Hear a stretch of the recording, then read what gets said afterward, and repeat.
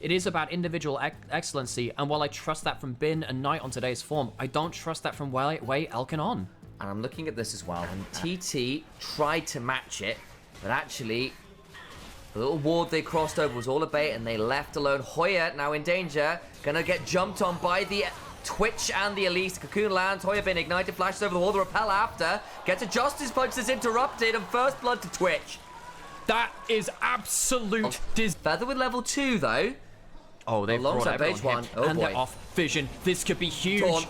Elk flashes away, but still gets hit by the shield vault, and a flash for the Q after. Elk trying to run away, will surely get into the ambush, can't quite get the kill. The barrier and the ambush movement speed sees them out. The cocoon saves the day. The cocoon means that the good repel. Triple autos can't come out. This could be another shield of Durand, and the Elise is swiftly introduced into Galio's version of Bug Spray. Wei gets a fear, but I think he needs to run away very fast. Will not quite have the shield up and available. Gets the Setup tops the wall. There's the flash on Wei. He doesn't have the spell shield. They're looking for a dive. TT want to slam the early game home. He is just gym protein. Setab helps Beitran pick up a kill. Feather survives. And TT strike back. Setup needs to be a bit aware of Elk ambushing in. He's not going to kill. He just wants to get the he just wants to get the XP. On tier, they can repel from that. And they're not no, they can't. He has the W. He'll be safe going into invisibility. Knight now roaming. TT pushing BLG to the brink. BLG need to wake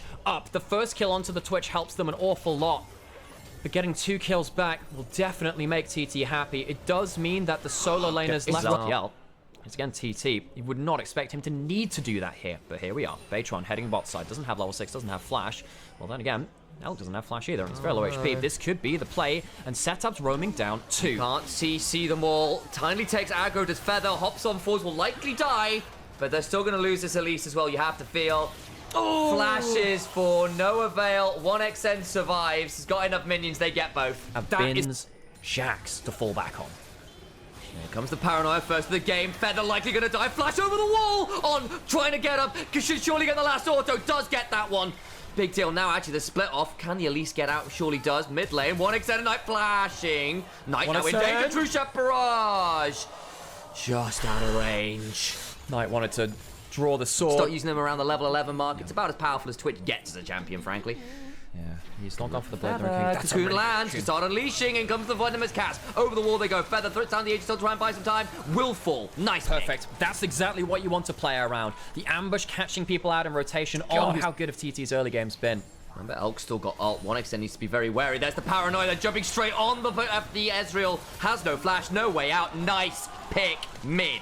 Don't think many teams are used to playing around a Twitch Nocturne coming out of nowhere. This is legitimately KT Arrows Season 4 OGN Summer. Go look back at that. This is the Ultra Prime versus Rare Atom bottom tier confrontations because these games get so tense. Knight belt down. Abscond Abduct tries to pepper through the ultimate. Should surely be able to do it, but Starfall! Vile to try and escape, but Knight gets some healing. It's not enough. And Setup gets one on Knight. The Knight has been taken away. What can TT do? They don't have the cooldowns now. Reaches Assault, tries to buy some time, ends up being a 1-for-1. Here comes the rest of the team. Setup, hit with the Duskbringer, will not be chased any further. The Knight doffs the armor, goes down in that side lane, but this is the worry. This is the worry. TT use their cooldowns onto one character. BLG respond, flash away. On very, very scared there for a second. He is but an itsy-bitsy spider. TT, if they use their big combo, they don't have the gunpowder really to take out the second target. Jumping forward, Patron's gonna get CC'd. Damage back is pretty big. They get one teleport to get to fly from everybody. Is set up, has to come 2 months, and they're both gonna be so deep. Knight and on remaining Hoya turns up. Everyone else survives. Flashing for the shield of Duran. Remember, there is no repel, no flash on this Elise. The Winds of War should surely bring Itsy Bitsy down. Sub 10 HP. Last auto secures it. I thought 1xN might be gifted the kill. TT, serious. Can clean up the play. The big play after this point, though, is set up. Oh, Knight caught out again. Teleport coming in. Bins, Jax making his first big play of the game. The retreat comes through. Will that be it? Everyone's roaming. The whole team turning up shortly. Bin gets a counter-strike into the ultimate. Baytron now needs to start running away. Has got a flash to work with potentially. Shielded around lands. Turnaround is here. Paranoia comes up with the galley ult in time. Knight can't use his. Flash on now. 1-for-1 as it stands for Hoya solo, and Bin can look to go on and interrupt from Feather, whose shield vaults in. Where is this Aurora top lane. Doesn't have the teleport. Doesn't have the tap Nowhere to plane. go. The numbers work out for Flash. BLG. There is no cleanse. There is no Ezreal. TT have woken the beast somewhat in this game as BLG prove what we were worried about for TT. TT use their cooldowns, but they cannot kill the second and third carries. They go too long into trying to kill the Silencer. Gets another W, gets the extra healing at low HP, and TT can't finish off the 7-kill Twitch or the Jax. Massive, massive moment. The fact the man advantage comes on through makes it really tricky. And one Elk has flash and barrier back up. Makes it a good flank angle. Look for the spray and pray. Feather needs to be wary. There's the paranoia. Here we go. Look for Elk sprays, but immediately Galio's prevents the rat from getting as value as they want. Ult comes flying on in from Hoya. They kill off 1xN on in danger. Setup trying to buy time, but BLG playing with the man advantage. Elk back out of the ambush. Bin's got a counter strike. The damage just not there. They can't keep going. TT are grounded this game. The TT is a crying face in this game. Once again, they cannot close down all of the carries. Their health bars are blinking from BLG, but no one falls. TT get the Herald, but it is paid for in blood. It's going to lead to mid lane out of turret, top lane out of turret. BLG, they have been slapped. They have been bloodied in the lips. But TT, not so easily taking them down for 3 shots. Beating someone in a best of 3 is hard enough. Just can't close out the players they want to. Picture in picture, Knight's on setup, flashing away, stays alive. Stays alive. To the other side. Oh my days, the damage is low. Base one's dead, and little Elk continue to ult. Bin on the flank angle, and BLG finally here to play. 1xN tries to get one back, cannot do so.